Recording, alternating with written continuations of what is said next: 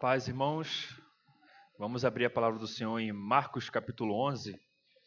Vamos dar continuidade ao texto de Marcos. Marcos capítulo 11. Nós vamos hoje nos ater a partir do verso 20.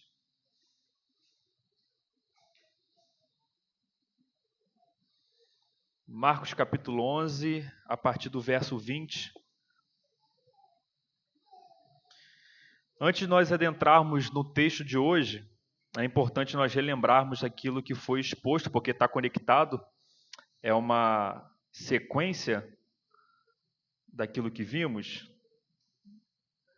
Deixa eu só abrir aqui porque a tecnologia está contrária.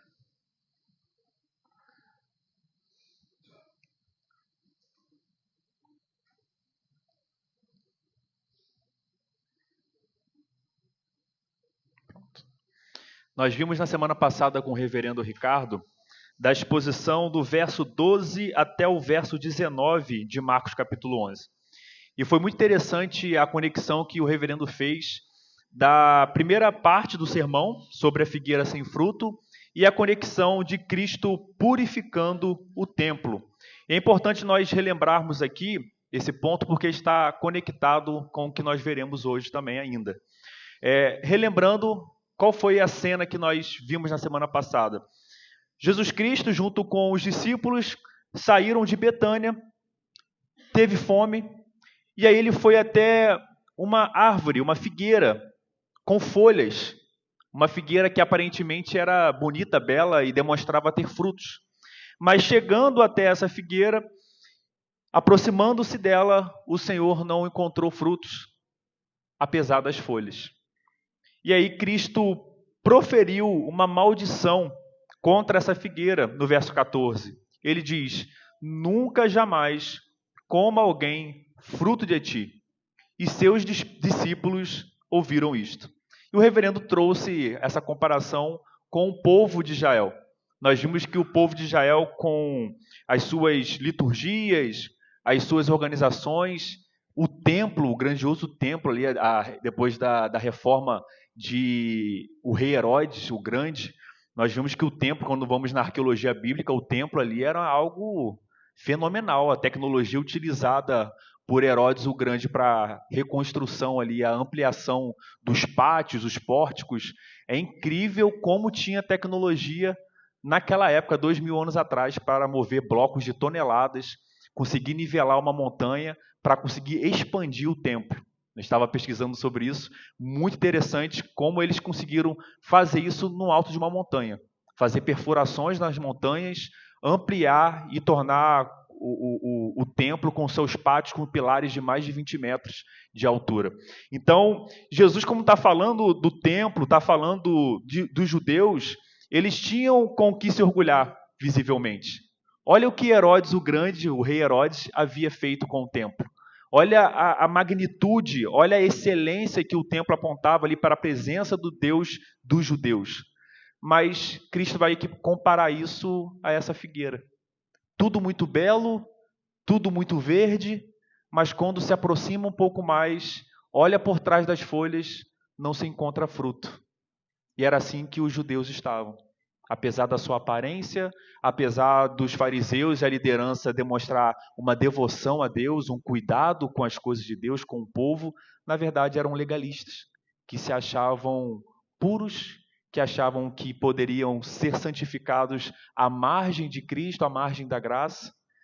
E dessa maneira, Cristo proferiu uma maldição contra essa figueira e também, quando adentrou no templo, ele iniciou uma espécie, que aqui vai estar o título, né, de purificação do templo, denunciando os salteadores que faziam da casa de Deus casa de oração, lugares que Cristo vai falar aqui como covil de salteadores. Porque, como ele cita a Escritura, né, a minha casa será chamada casa de oração para todas as nações. Vós, porém, a tendes transformado não em casa de oração para todas as nações, mas em covil de salteadores.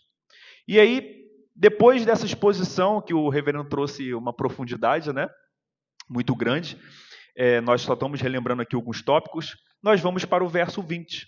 Vamos ler o verso 20 e veremos a conexão e a continuidade daquilo que começou no verso 12 e vai seguir aqui até o verso 26. Vamos ler a partir do verso 20. E passando eles, pela manhã, eles quem? Os discípulos de Cristo, viram que a figueira secara. Que figueira? Essa figueira que nós vimos que ocorreu no dia anterior, tá? Passou cerca de 24 horas, agora no dia seguinte, viram que a figueira secara desde a raiz. Então Pedro, lembrando-se, falou: Mestre, eis que a figueira que amaldiçoaste secou. Ao que Jesus lhes disse: Tende fé em Deus. Porque em verdade vos afirmo que, se alguém disser a este monte: Ergue-te e lança-te no mar, e não duvidar no seu coração, mas crer que se fará o que diz, assim será com ele. Por isso vos digo que tudo quanto em oração pedirdes, crede que recebeste, e será assim convosco. E quando estiverdes orando, se tendes alguma coisa contra alguém, perdoai, para que o vosso Pai Celestial vos perdoe as vossas ofensas. Mas se não perdoardes, também o vosso Pai Celestial não vos perdoará as vossas ofensas. Que o Senhor nos abençoe para entender e nos aprofundar no texto revelado, o texto sagrado. Como nós vimos aqui no verso 20, no verso 12 a 14, o Senhor viu a figueira sem fruto, amaldiçoou essa figueira, 24 horas se passaram. Novamente eles passam pelo mesmo caminho e encontram novamente a figueira. A figueira que no dia anterior estava bela, com folhas verdes, apesar de estar sem frutos, dessa vez ela secara. Secara porque o Senhor havia amaldiçoado no dia anterior essa árvore. E aqui nós podemos fazer um paralelo e relembrarmos que a maldição anunciada por Cristo, ou as maldições anunciadas por Cristo, elas serão concretizadas. Assim como ele amaldiçoou essa figueira como um mero exemplo e simbolismo de algo muito maior que estava por trás, que era Israel, e a sua corrupção ética, moral e religiosa, aqui também, para nós, o Senhor mostra para os seus discípulos que aquilo que ele promete, seja bênçãos ou seja maldições, ou seja juízo, fatalmente acontecerá. E por que nós lembramos disso? Pedro aqui lembra, né? É até interessante esse verso 21, quando a gente está lendo os comentaristas, eles até falam. Aqui demonstra e confirma um pouco a questão da tradição cristã, que fala que Pedro foi um instrutor de Marcos, foi Pedro que contou. Né? Por que isso? Porque, veja só, então Pedro lembrando-se, é como se Marcos estivesse na mente de Pedro.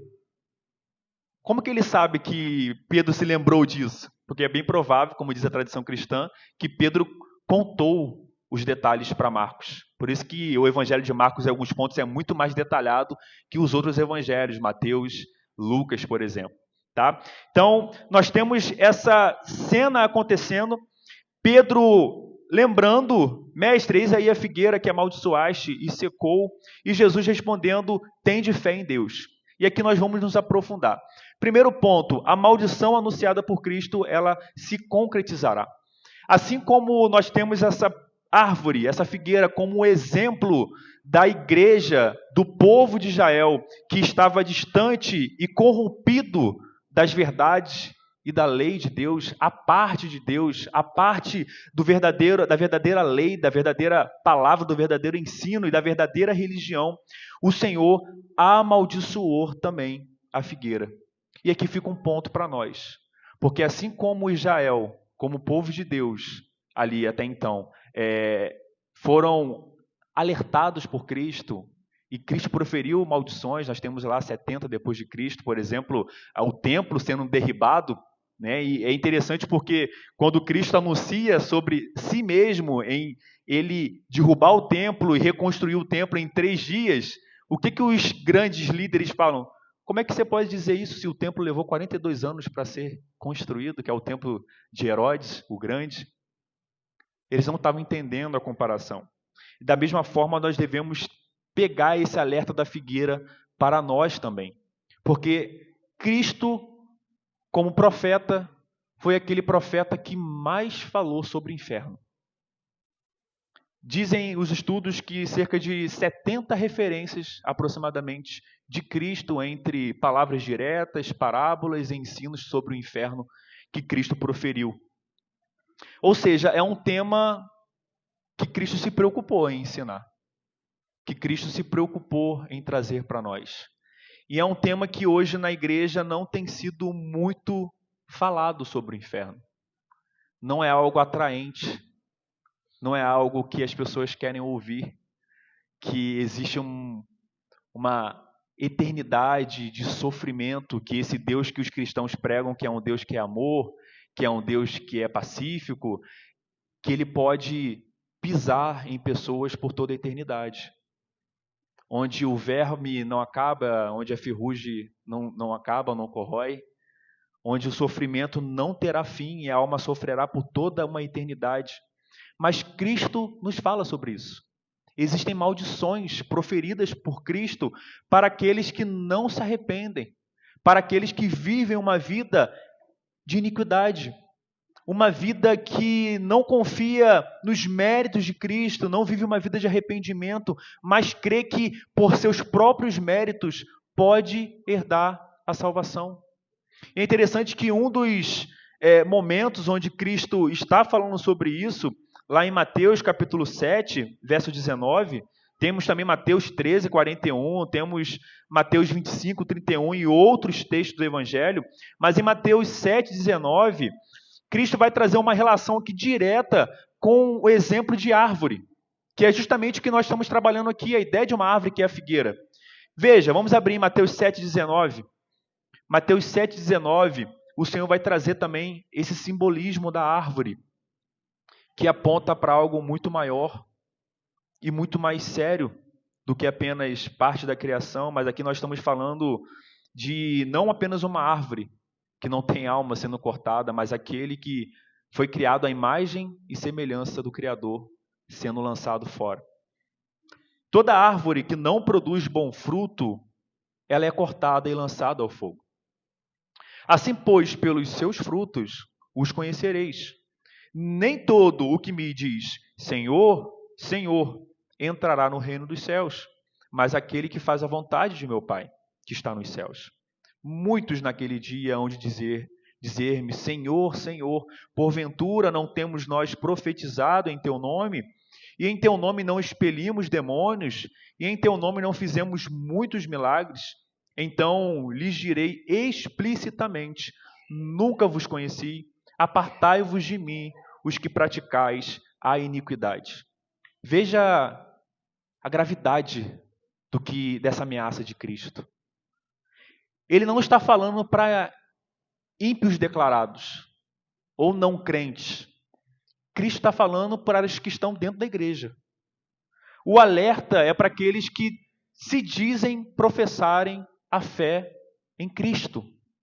Aqueles que dominicalmente sentam nos bancos da igreja, abrem a boca para orar, para louvar ao Senhor, mas os seus corações estão longe de Cristo. Apesar de uma aparência de piedade, de atenção, a mente e a alma estão longe daqui. Dominicalmente estão em muitos lugares, menos na presença do Senhor. Apesar de estarem presentes numa igreja, ainda não discerniram o Deus que eles servem. Não entenderam ainda que esse Deus é amor, mas ele também é fogo consumidor. É um Deus que se ira. E terrível é cair na mão do Deus vivo. Irmãos, Cristo pregou amor, verdade, mas ele também trouxe juízo. Trouxe a necessidade de santidade, a necessidade de arrependimento, a necessidade de viver uma vida de obediência, e a obediência como uma luta radical contra o pecado. E a atenção que Cristo coloca aqui é justamente para o fruto. A figueira que Cristo amaldiçoou e no dia seguinte já estava seca, demonstrando que de fato aquilo ali só poderia ser poder de Deus, porque como que uma planta seca, uma planta viva, resplandecendo nas suas folhas o verde, como é que ela em 24 horas pode secar e morrer? Menos de 24 horas, senão por atuação de Cristo. E Pedro se surpreende: Rabi, mestre, não é essa árvore que o Senhor amaldiçoaste? E Cristo tem proferido ainda maldições, mas ainda há tempo de arrependimento. Como é que nós poderemos saber se estamos agradando a Deus ou não? Pelos frutos. A pergunta que nós devemos fazer hoje é: eu frutifico para o reino de Deus? Ou eu sou como essa figueira que sou bonito por fora, numa aparência de piedade, cumpro os meus compromissos aqui dominicalmente, mas por dentro estou longe. Sou como o sepulcro caiado, como Cristo fala sobre os fariseus, sobre os mestres da lei da sua época. Irmãos, a ameaça é muito séria. Nós não sabemos quando, ainda até quando iremos viver. Mas enquanto houver fôlego, ainda há tempo de arrependimento. Há tempo de nós entregarmos as nossas vidas a Cristo. E aqueles que, como podem estar pensando, não, mas eu já entreguei minha vida a Cristo. Eu já fui batizado. Eu criei em Cristo. Mas veja, esses que Cristo está falando também não somente provavelmente passaram pelas águas do batismo, como eram pessoas que tinham papel de liderança na igreja. Eles profetizavam, eles curavam em nome de Cristo. Veja, aparência totalmente de piedade. Mas Cristo vai falar que no dia do juízo, no dia onde ele vai separar as ovelhas dos bodes, ele vai dizer que não vos conheço. Apartai-vos de mim, vós que praticais a iniquidade. E pode ser que nós que estamos na igreja possamos estar experimentando algo como o livro de Jó revela para nós. Jó vai confessar no final do livro que ele conhecia Deus, mas só de ouvir falar. Jó, que o próprio Deus fala que era um homem justo. Satanás pede para provar Jó, quando Deus se refere a Jó: eis meu servo Jó. E depois de uma provação, de ser moído por Satanás, autorizado por Deus, o que ele professa no final? Qual é a confissão de Jó? Eu te conhecia de ouvir falar, mas agora os meus olhos te veem. Que possamos, irmãos, experimentar daquilo que Jó experimentou. Porque muitos de nós conversamos muito sobre isso. Enfim, temos alguns exemplos muito tristes.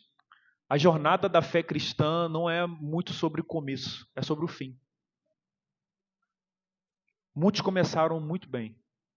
Muitos começaram com uma história maravilhosa, mas terminaram mal. Terminaram em iniquidade, em apostasia.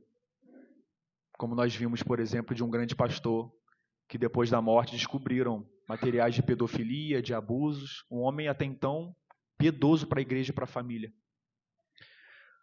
Nós estamos aqui todos muito bonitos, bem arrumados, mas só Deus, que sonda os corações, sabe o que passa em nossas mentes. Só Ele sonda e sabe se pensamentos perversos estão em nossos corações. E a ordem, irmãos, é: frutifiquem. Essa é a ordem de Cristo para nós. E a pergunta que nós devemos fazer a Ele é: Cristo, Deus, Pai, como eu posso frutificar para o Teu reino? A vida que nós estamos levando hoje, as nossas prioridades, as nossas organizações, os nossos planejamentos, que faz parte, isso é muito bom, o planejamento. A Bíblia nos instrui a sabedoria a planejar. Mas dentro do nosso planejamento, olhando para o nosso futuro, o que nós esperamos, como o Tiago nos ensina, né, nós não somente viveremos, né, mas na graça do Senhor, Ele permitindo, nós faremos isso e aquilo outro. Nesses planos que nós fazemos para o nosso futuro, Nós temos incluído os frutos em como podemos, na nossa jornada de vida de obediência a Cristo, frutificar mais? Ou nós nem estamos considerando Cristo, o reino de Deus, nesses nossos planos de longo prazo que nós fazemos?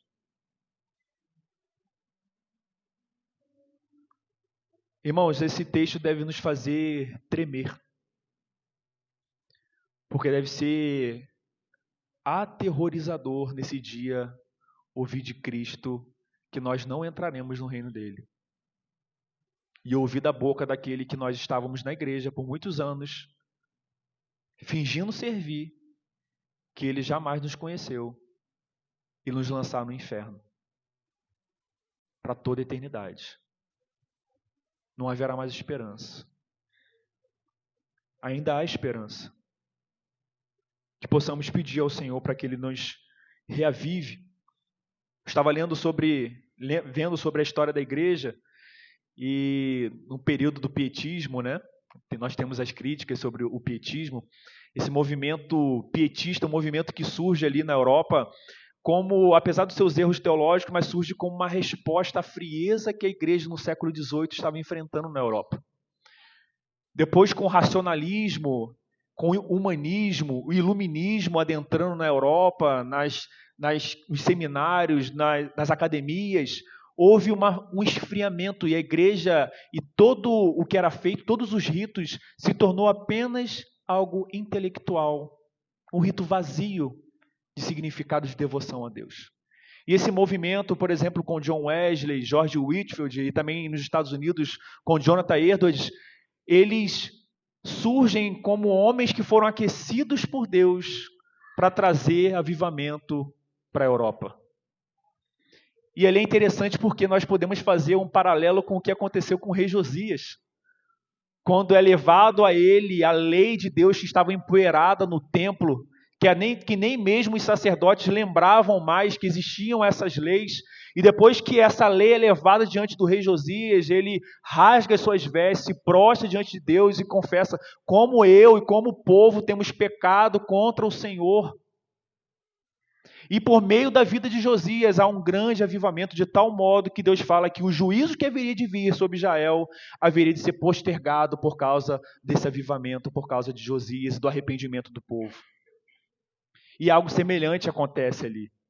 Porque, de fato, uma Europa que estava experimentando uma frieza, um afastamento de Deus, que viria experimentar um juízo, possa ser, nós não temos a escritura, né? Como temos referência a Josias, possa ser que o Senhor fez com eles, com esses homens, a mesma coisa que fez com o rei Josias. Ele atrasou o juízo. Porque depois desses homens, a geração que vem posteriormente não obedecem, não honram a Cristo e se afastam dele. E nós temos a Europa de hoje. Uma Europa onde igrejas fecham e bares abrem no lugar. E as igrejas que estão de pé são igrejas de fachadas, porque o verdadeiro evangelho já não é mais pregado. Estão longe de Deus, longe da verdade. Muitos como sinagogas de Satanás. Que o Senhor nos livre, irmãos, desse esfriamento. Nós temos, nas últimas semanas, sempre relembrado isso. A gente tem experimentado uma dificuldade de ter aquela semana de obediência a Deus, aquela semana, sabe aquela semana que a gente fecha, cumprir todos os meus dias de devocional, essa semana eu orei bastante. E nós temos levantado preocupações porque um esfriamento tem batido na porta das igrejas fiéis. Um esfriamento que nós não sabemos explicar o porquê, mas tem acontecido. Não sei se já é juízo de Cristo, pode ser, pela forma como nós estamos lidando com a sua palavra e com a igreja dele, mas os nossos corações têm se esfriado. Tem sido difícil ser devoto a Deus. Quando nós olhamos a história dos puritanos, desses homens como John Wesley, Spurgeon, homens que tinham dos mesmos sentimentos que nós temos, ou seja, a mesma inclinação pecaminosa, tem alguma coisa errada, porque o Espírito que atuou neles é o mesmo que a palavra diz que atua em nós. E por que nós não fazemos as coisas que aqueles homens fazem? Por quê? É um questionamento que nós devemos fazer. Porque o Espírito é o mesmo. O problema não é do Espírito Santo. Deus nos livre de pensar que o problema é com o Espírito Santo. O problema somos nós. Temos buscado pouco. Muito pouco. Mas que o Senhor revigore a sua igreja, como nós cantamos aqui, que Ele avive a sua igreja, nos avive para que nós não venhamos sucumbir e não venhamos ouvir essa maldição do Senhor nesse último dia, mas que venhamos frutificar. E prosseguindo, irmãos, no verso 22, há uma expressão chave para nós entendermos o que se segue, tá? No verso 22, depois que dessa questão da maldição proferida, Jesus responde a Pedro, e vamos colocar Pedro aqui como representante dos discípulos, né? Tende fé em Deus. Tende fé em Deus, guarda essa expressão. Tende fé em Deus. Não é fé por fé, é fé em Deus. E aí Cristo entra em uma explicação, numa causa. Porque, em verdade, vos afirmo, que se alguém disser a esse monte, ergue-te e lança-te no mar, e não duvidar no seu coração, mas crer que se fará o que diz, assim será com ele. Por isso vos digo que tudo quanto em oração pedirdes, crede que recebeste, será assim convosco. E a pergunta que fica para nós, olhando para o texto, é: qual o propósito de Cristo utilizar essa imagem de uma montanha sendo lançada dentro do mar? Será que Cristo está nos fomentando a testarmos a nossa fé para a gente ir lá no Morro da Guia, orar e clamar para que o Morro da Guia caia na Praia do Forte? Será que essa é o ensino de Cristo? Ou Cristo está se utilizando de uma figura de linguagem para colocar um seu ensino? Veja, quando eu falei aqui no início sobre o templo, a construção do templo ali feito por Herodes o Grande, começou cerca de 20 anos antes de Cristo, terminou também próximo ali de 20 anos depois de Cristo, 46 anos ali aproximadamente de duração. Nós temos que o templo do Senhor ele ficava no alto do monte. E aquele templo foi ampliado de maneira que ele conseguiu ampliar as montanhas que eram cheias de ondulações. E quando Cristo está falando, veja que Cristo saiu do templo, é bem provável que Cristo esteja apontando para a montanha, tá? E aqui é uma conjectura, uma montanha onde estava o templo. Se nós considerarmos isso, nós vamos entender algo interessante. Porque quando Cristo olha para a montanha e faz essa aplicação como uma figura de linguagem, e aqui nós podemos falar da hipérbole, né? É uma hipérbole que ele utiliza, uma figura de exagero. Ele está apontando para o seguinte: na imagem dos judeus na época de Cristo, dos seus discípulos, era muito claro, era algo grandioso que eles admiravam o fato do que Herodes fez com a montanha. Depois os irmãos pesquisem. As imagens é algo assim fenomenal para 2000 anos atrás. É algo que a gente se admiraria olhando hoje com a tecnologia e com os equipamentos de escavação que nós temos hoje. Imaginar aquilo há 2000 anos atrás é algo maravilhoso, de espantar. E eles tinham esse exemplo, e Cristo traz uma hipérbole. Se vocês se admiram com o que foi feito com o templo, por meio de Herodes e a construção ali, eu estou falando que a fé é muito mais poderosa. Porque não somente a construção, mas algo muito maior, essa montanha ela pode ser tirada e lançada no mar. Mas veja, o que Cristo está ensinando a nós aqui não é algo supersticioso, mas é algo que nós conectamos, como eu falei no verso 22. O que o verso 22 fala? Tem de fé em quem? Em Deus. Se nós tirarmos esse verso e lermos em diante, parece que há um fomento de nós buscarmos a fé como produção de nós mesmos e uma força como uma força lá de Star Wars, dos Jedi, né? Que eles buscavam a luz e encontravam em si mesmo a força, né? O nome força. Não é isso que o Senhor está nos instruindo.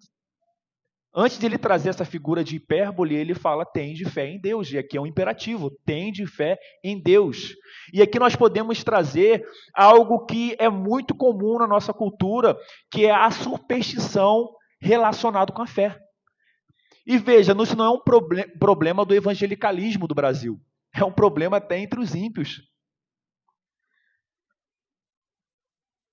Eu gosto de assistir alguns influencers dessa área coach, né? Não que eu consuma o ensino dele, mas eu acho interessante ficar para ver o que eles estão falando. Eu boto lá para ouvir o que eles estão falando. E é incrível a quantidade de besteira que esses homens falam, né? E misturam a fé, a Bíblia, com esses ensinos terrenos que buscam riqueza e tudo mais. E é incrível como eles trazem no sentido assim, se você quer enriquecer, se você quer prosperar, você tem que falar. Você tem que falar. Você fala, você reivindica e você continua até que aquilo se concretiza. Porque o cosmos ele vai se movimentar, ele vai agir de maneira a você o quê? Conquistar aquilo que você quer. É isso que Cristo está ensinando? Essa bobeiragem que esse pessoal fala? E no meio evangélico não é diferente, irmãos. Há uma superstição relacionada com a fé que não é a fé bíblica. Há uma fé que é a fé pela fé. Não a fé como nós vimos no estudo do nosso irmão Diácono Jael, a fé como a causa instrumental da nossa salvação. Ou a fé como instrumento e elo que nos une a Cristo. Pelo meio como o nosso cordão umbilical, onde todas as bênçãos, todos os nutrientes espirituais passam pela fé que é o canal e nos alimenta. Mas é algo como um esforço. Eu tenho que crer, eu tenho que crer, eu tenho que falar, as coisas vão acontecer. Se eu não falar, as coisas não vão acontecer, eu tenho que falar. Mas não é isso que Cristo está ensinando. Veja, Cristo não está ensinando magia. Porque muitos têm confundido fé com magia. É como se fôssemos bruxos, que por meio de palavras e por meio de termos em latim, como em alguns filmes, nós poderíamos mudar o meio natural. Mas o que Cristo está ensinando aqui, como essa figura de hipérbole, de uma montanha sendo lançada no mar, quando aquele que ora, ele crê, no verso 24 fala, pois vos digo que tudo quanto em oração perdirdes, crede que recebestes e será assim convosco. Irmãos, o ensino de Cristo aqui é um ensino que tem que ser absorvido dentro da Bíblia. Lá em 1 João, capítulo 5, verso 14, o que João vai falar? E esta é a confiança que temos para com Ele, que se pedirmos alguma coisa, o que segundo a sua vontade, Ele nos ouve. E se sabemos que Ele nos ouve, quanto ao que lhe pedimos, estamos certos de que obtemos os pedidos que lhe temos feito. Veja, olha a condição que o apóstolo João coloca. Se pedirmos de acordo com a vontade de Deus, não é pedir o que nós queremos. O reverendo Sproul até falou no comentário sobre isso, né? Ele pregando sobre isso. Ele fala, se fosse assim, né? Era só toda a igreja se reunir e vamos orar com fé que a fome da África vai acabar. Vamos marcar ali uma campanha e orarmos, vai acabar. Porque há uma promessa bíblica. E se não acabar, o que está acontecendo? É falta de fé? Veja, às vezes pessoas estão prometendo coisas em nome de Deus que Deus não prometeu. Promessas que Deus não fez a nós. O ensino, irmãos, que Cristo está trazendo para nós é que a oração de fé é uma oração que confia em Deus. Tende fé em Deus. Aquele que tem fé em Deus ora de acordo com o que Cristo ensina. Aquele que está em Deus, que está em Cristo, tem fé em Cristo, não vai pedir coisas absurdas. Como nós já trouxemos aqui outra vez, uma pessoa que orou a Deus, pedindo um celular novo, e aí ela estava na rua, um celular caiu do bolso de uma pessoa, ela pegou o celular, não devolveu, e depois foi contar testemunho na igreja, falando que Deus havia respondido a oração dela. Como se Deus pudesse quebrar o 8º mandamento, que ele fala, não furtarás. E essas crendices não são um ponto fora da curva, irmãos. Eu não sei se sou só eu que eu fico vendo nas redes sociais, às vezes, os absurdos que estão pregando por aí. As doideiras que as pessoas estão crendo aí fora. Uma perversão da verdade. Uma inversão de valores. Como se Deus estivesse como o gênio da lâmpada mágica que atende os nossos caprichos, mesmo eles sendo pecaminosos, como foi dessa mulher, por exemplo. Homens que adulterou porque leu no texto que estava mandando adulterar. A fé, irmãos, não é magia. A fé é confiança em Deus. A fé é crença em Deus. É crer que se nós pedirmos com a certeza e estivermos de acordo com a vontade de Deus, Ele haverá de nos dar como bom pai, que abre a mão em benevolência e abençoa os seus filhos, não como o gênio da lâmpada que tem que atender aos nossos caprichos. Vamos abrir a palavra do Senhor em Hebreus, capítulo 11.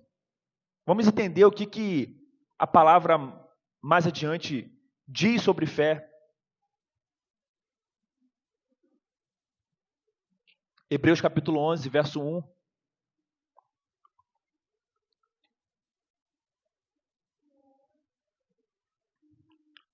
Veja, ora, a fé é a certeza de coisas que se esperam, a convicção de fatos que se não veem. Pois, pela fé, os antigos obtiveram bom testemunho. Pela fé, entendemos que foi o universo formado pela palavra de Deus, de maneira que o visível veio a existir das coisas que não aparecem. Em todo o capítulo de Hebreus, capítulo 11, nós vemos aquele relato dos heróis da fé. E vai relatar. E nós vamos ver que aquilo que é ensinado em muitas igrejas, de que a fé é associada à teologia do triunfo, ou seja, tudo que é vitória, tudo que nos traz prosperidade financeira, prosperidade material, isso é fé. Se passamos por sofrimento, com certeza não foi fé. Faltou fé, mas não foi fé. Porque o Deus da Bíblia não é o Deus que nos deixa passar por sofrimento. Deus me livre um câncer, maldição, com certeza eu estou longe de Deus. E essas coisas são coisas comuns, irmãos. Não é nenhum absurdo, tá? Amém, se alguns aqui ouvem como absurdo, né? Mas é isso que muitos creem. Que um câncer, que uma doença severa é maldição. E o que o texto vai dizer no mesmo capítulo, Hebreus 11, a partir do verso 30. Verso 30. Olha essa fé, que é a certeza das coisas que se esperam, a convicção de fatos que não se veem. Veja o que essa fé, operando em homens de Deus, produziu. Pela fé, ruíram as muralhas de Jericó, depois de rodeadas por 7 dias. Pela fé, Raabe, a meretriz, não foi destruída com os desobedientes, porque acolheu com paz os espias. E que mais direi? Isso aqui é o finalzinho de vários exemplos que ele já trouxe, o autor de Hebreus.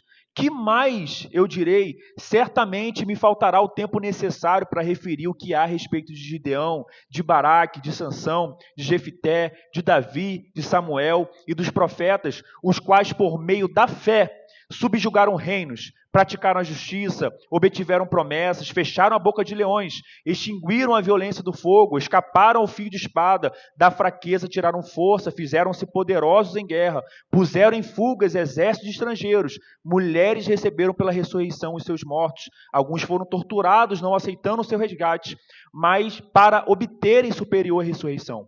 Outros, por sua vez, passaram pela prova de escárnios e açoites. Sim, até de algemas e prisões. Foram apedrejados, provados, cerrados pelo meio, mortos ao fio de espada, andaram peregrinos, vestidos de pele de ovelhas e de cabras, necessitados, afligidos, maltratados, homens dos quais o mundo não era digno, errantes pelos desertos, pelos montes, pelas covas, pelos antros da terra. Olha o que a fé produziu. Não é sobre o triunfo, não o triunfo que o mundo prega. É sobre confiar em Deus, apesar da adversidade, apesar da provação, apesar de estar pronto a ser cerrado pelo meio, apesar de estar pronto a ser lançado na cova dos leões. É confiar em Deus. Essa é a fé bíblica. É isso que Cristo está ensinando, não magia. Ele está ensinando, se vocês crerem verdadeiramente, com o coração, confiarem em Deus, Ele atenderá os vossos pedidos. E quanto mais próximos de Deus nós estamos, mais os nossos pedidos glorificam a Deus, porque nós saímos do centro, colocamos Deus no centro, e a nossa oração não é mais como Deus pode atender os meus pedidos somente, mas como os meus pedidos podem me fazer mais obedientes a Ele. Ele é um bom pai, irmãos. Cristo fala, se Ele cuida da erva, que logo, logo secará, quanto mais dos seus filhos. Se Ele cuida das aves, que nós não vemos onde elas pegam alimentos, mas são alimentadas por Deus, quanto mais de nós, os seus filhos. E a pergunta que Cristo faz é: por que andeis ansiosos? Por que andeis desesperados? Com as riquezas, com o que eu vou te comer, o que eu vou advestir, e se eu perder meu emprego, e se as coisas que eu planejei não acontecerem. Mas Cristo tem dito: eu cuidarei de vós. Se eu cuido das aves, que são criaturas, quanto mais de vós, que são a imagem de Deus. Não somente isso, foram lavados e remidos pelo meu sangue. Os nossos corações ansiosos, irmãos, são sintomas de um coração distante de Deus. São sintomas de um coração que parou de ter fé. E a fé no sentido de confiar em Deus.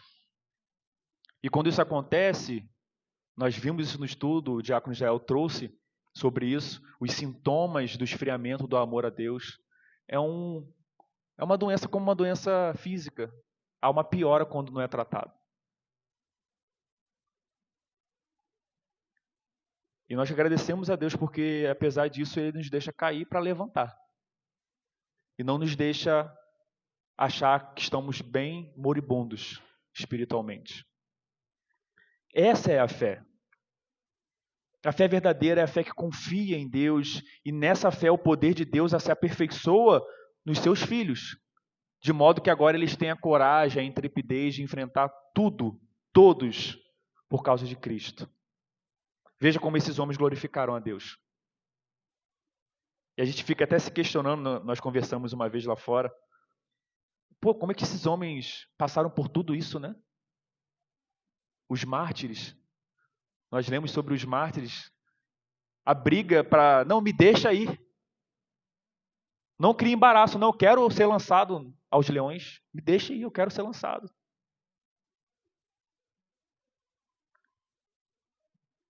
Não há influência humana que possa fazer isso, senão o Espírito e uma fé que confia em Deus. Porque é a certeza, é a convicção das coisas que não se viram. Eles não viram, mas já tinham a certeza que aquele sofrimento glorificaria Cristo e que no start eles estariam com Deus.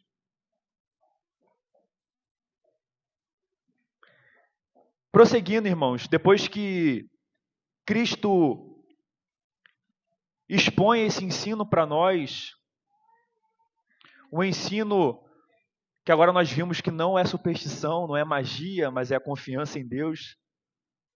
Confiar de que se nós crermos, confiarmos nele, ele há de atender os nossos pedidos que estão de acordo com a vontade dele.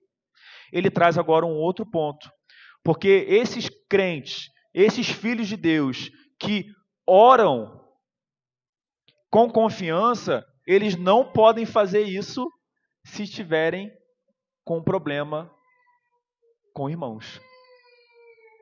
Veja o que Cristo coloca aqui, ó, verso 25.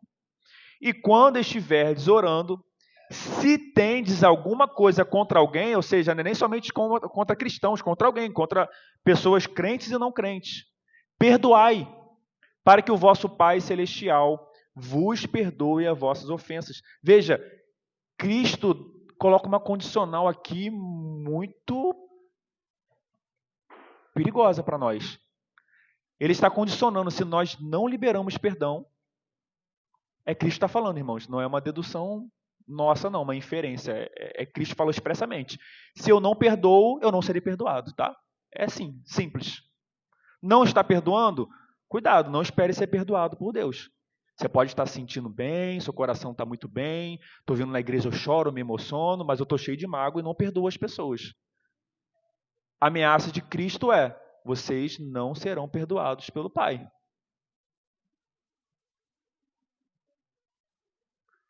E aqui nós podemos trazer alguns pontos envolvendo o perdão bíblico, né? O ensino bíblico sobre perdão.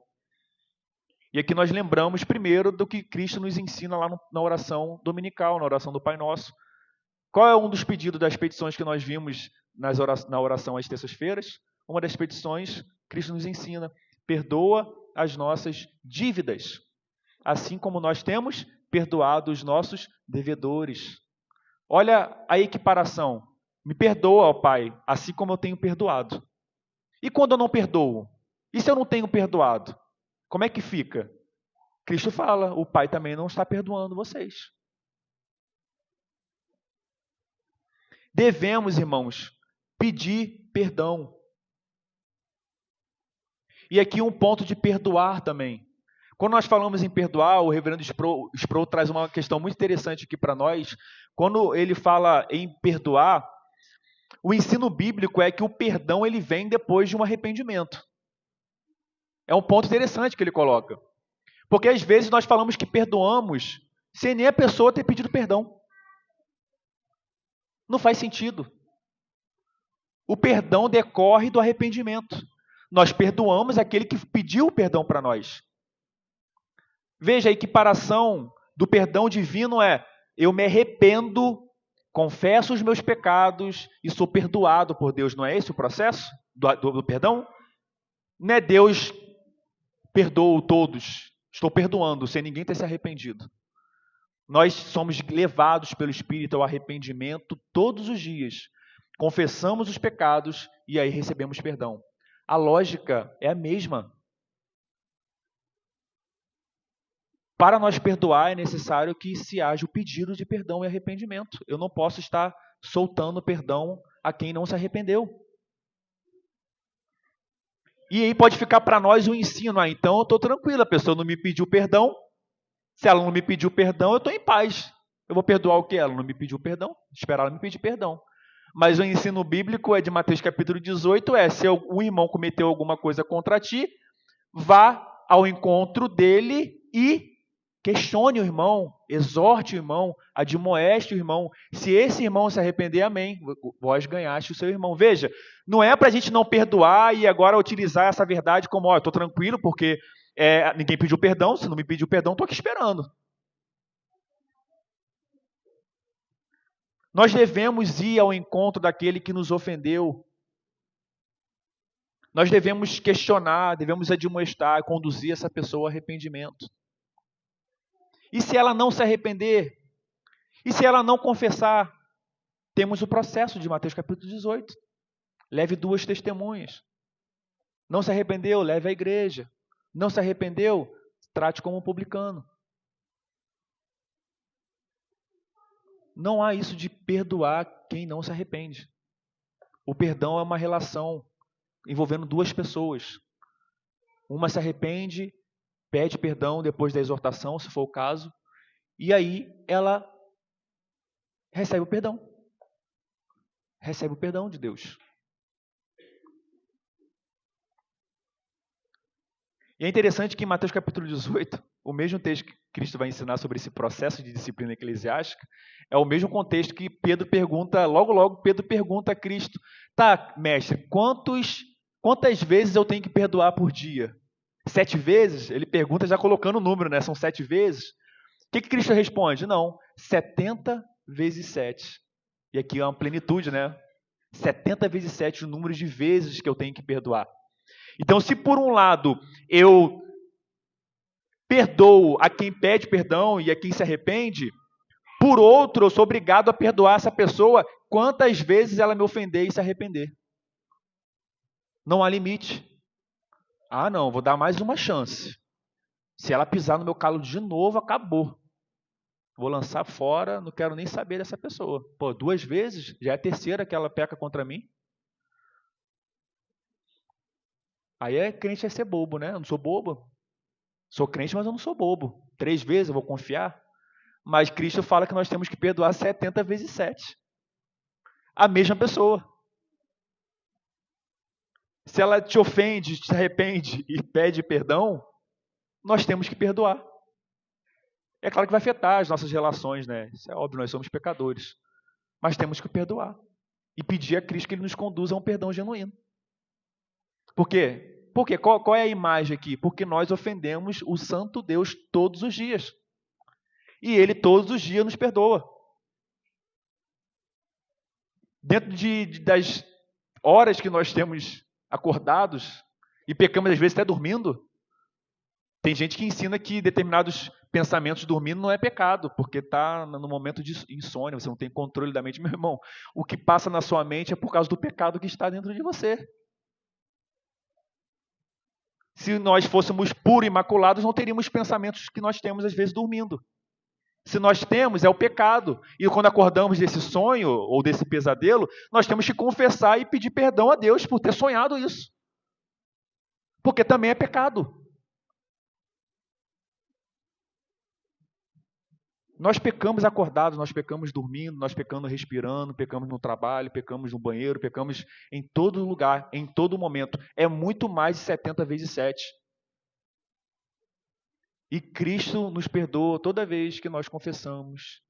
Ele vai, nos limpa e nos coloca de novo no caminho da retidão.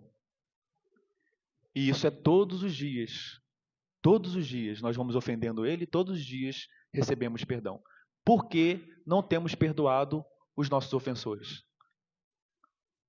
Ou nós nos achamos mais santos do que Deus? Se o Deus vivo, ou aquele que o profeta Isaías falou que quando ele estava diante da presença de Deus, ele ficou amedrontado, com medo, porque não somente o povo era um povo iníquo, mas ele também, um povo de lábios impuros. De tal forma que ele só falou depois que o anjo do Senhor trouxe a brasa e tocou os seus lábios e santificou o profeta Isaías, para que agora sim, diante do Deus Todo-Poderoso, ele pudesse ousar falar. Ele não poderia falar sem antes ser santificado, purificado por Deus. O profeta Isaías. Como diz a expressão, quem somos nós na fila do pão? Será que nós temos nos achado mais puros que o profeta Isaías? Homem pecador, mas que sofreu por Deus. Temos nos achado mais santo que o Deus vivo? Ele sim, imaculado? Irmãos, que venhamos liberar perdão, perdoar, buscar resolver, chamar aquele que nos ofendeu e conduzir essa pessoa ao arrependimento. E tem uma outra aplicação que nós podemos colocar aqui também, que o reverendo Sproul traz, que às vezes eu pedi perdão a Deus, mas eu ainda sinto um sentimento de culpa por aquilo que eu vivi no passado, antes da conversão, pela minha impiedade, aquilo assombra a minha mente, e eu não sinto que fui perdoado por Deus, porque esse pecado foi grave demais. E é interessante que o Sproul, quando ele vai trabalhar isso, trazendo um exemplo daquilo que ele tratou no gabinete, muitas vezes isso acontece, irmãos, por causa de um outro pecado, que é o pecado da arrogância, que é o pecado de nós nos acharmos acima de Deus. Por que isso? Porque a palavra de Deus diz, se nós confessarmos os nossos pecados, Deus é fiel e justo para nos purificar de toda injustiça. É Ele que falou. Se Ele falou, por que nós não experimentamos do perdão que Ele falou que quando nós confessarmos, genuinamente nos arrependermos, isso acontecerá? Incredulidade. Ao pecado da arrogância. Que possamos, irmãos, lembrar dessa ameaça. Mas se não perdoardes, também o vosso Pai Celestial não vos perdoará as vossas ofensas. Mas se não perdoardes, também o vosso Pai Celestial não vos perdoará as vossas ofensas. Sem rodeio, sem figura de linguagem, um claro e em bom som, a ameaça foi colocada. Se hoje nós temos nutrido mágoas em relação a pessoas que fizeram alguma coisa no passado contra nós, familiares, amigos que não são mais amigos, e nós temos nutrido isso, um sentimento de ódio, que possamos buscar resolver isso. Confessando esse pecado a Deus e lembrando, irmãos, se nós não estamos perdoando, não seremos perdoados. Essa palavra só aumenta o juízo sobre a nossa cabeça. Não há ofensa contra nós que não mereça perdão. Porque qualquer ofensa contra nós não há de se comparar à nossa ofensa contra Deus. Um Deus que é o nosso Criador, que é aquele que colocou o fôlego de vida em nós, que nos formou na barriga de nossas mães, que cuida de nós até hoje, nos mantém vivo. E nós, os crentes, numa condição ainda de mais privilégio, porque não somente somos criaturas de Deus, mas fomos adotados por Deus, de modo que por meio de Cristo agora nós herdamos a filiação. Filiação não conquistada pelos nossos méritos, mas vindo da adoção, porque o Pai nos adotou em Cristo Jesus. Veja o privilégio que nós temos. Estamos numa condição muito mais perigosa, vamos assim colocar, diante de Deus em relação aos nossos pecados, em relação aos perdões não liberados. Muitas vezes, irmãos, é difícil perdoar. O nosso coração é duro. Mas temos que perdoar. Não é um processo fácil. É doloroso, nos leva a uma submissão, nos leva muitas vezes a uma condição de humilhação para resolver isso. Mas no final glorifica o Pai e nos faz receber o perdão dele também. É como se o perdão de Cristo, um exemplo, né, ficasse suspenso nessa condicional. Enquanto nós não perdoamos, ele não nos perdoa. Até que nós venhamos a perdoar os nossos ofensores. Então que possamos lembrar de tudo que foi dito hoje, lembrar de que nós temos o risco de ser como a figueira, como o pastor trouxe para nós, muito bonita, tudo perfumado, limpinho dominicalmente aqui. Às vezes até na sociedade também, uma pessoa ética e moral exemplar. Não é acusada por nada, irrepreensível na moral dos homens. Mas por dentro, quando se aproxima, não tem frutos. Que o Senhor venha nos guiar à produção de frutos. Que venhamos frutificar para a glória dele. Que venhamos também sair lembrando da fé. Não é superstição, não é magia, mas é confiar em Deus. É orar com a certeza de que Deus nos ouve. É orar na certeza de que pelo Espírito Santo nós somos ouvidos por Deus. E o Pai, como bom Pai que é, atenderá aos nossos pedidos. Porque como ele disse, um pai humano terreno não dá pedra, não dá veneno, não dá coisas ruins, quiçá o Pai Celestial, que só há bondade.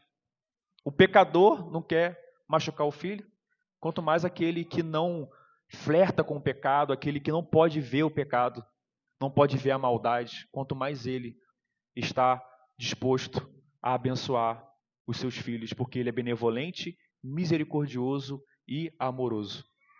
E que possamos liberar perdão para aqueles que têm nos ofendido. Amém? Oremos. Senhor, nós te louvamos, te agradecemos por tua palavra, Pai. Obrigado por